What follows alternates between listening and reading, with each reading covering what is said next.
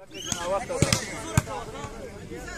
کندوز په چهردري ولسوالۍ کې د 5 لوبډلو ترمنځ د والیبال یو ورځنیو په زړه پورې سیالیو ترسره کېدل.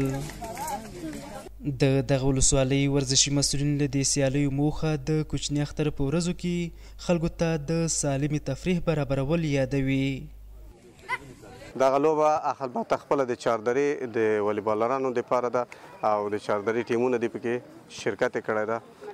د نورو ولسوالیو پکې نشته ځکه چې دغه د چهردرې ځوانانو په خاطر باندې جوړه شوې ده چې دا رشد وکړي ځوانان دي.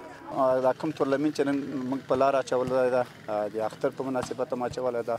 البته د باجکنونو د سرګرمۍ له خاطره تر څو پورې منتخب ټیم د ولایتي ته لاره پیدا کړي، البته د هغه ځای نه ملي ټیم ته لاره پیدا کړي.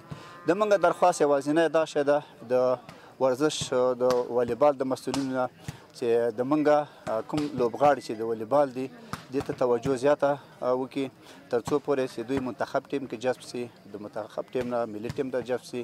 په ورته مهال د لوبې مینوال او لوبغاړي د والیبال یا ټورنمنټ په ترسره کېدو خوښي څرګندوي له مسؤلینو د ورته سیالیو پر جوړولو د لوبغاړو په لا هڅولو ټینګار کوي.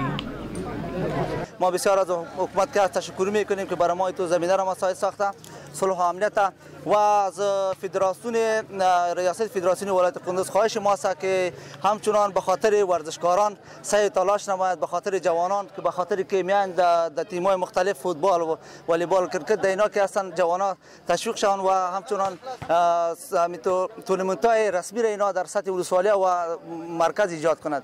د یادولو ده چې د والیبال دغه ټورنمنټ د قاری فرهاد لوبډلې په اتلولۍ او د ډاکټر امان میاخیل لوبډلې په نایب اتلولۍ پای ته ورسید.